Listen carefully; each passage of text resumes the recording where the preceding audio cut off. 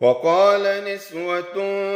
في المدينة امرأة العزيز تراود فتاها عن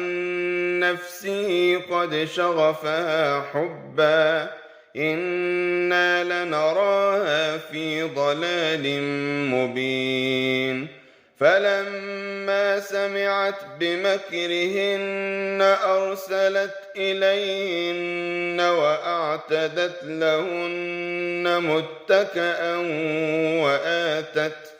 وآتت كل واحدة منهن سكينا وقالت اخرج عليهن فلما رأينه أكبرنه وقطعن أيديهن وقلن حاش لله ما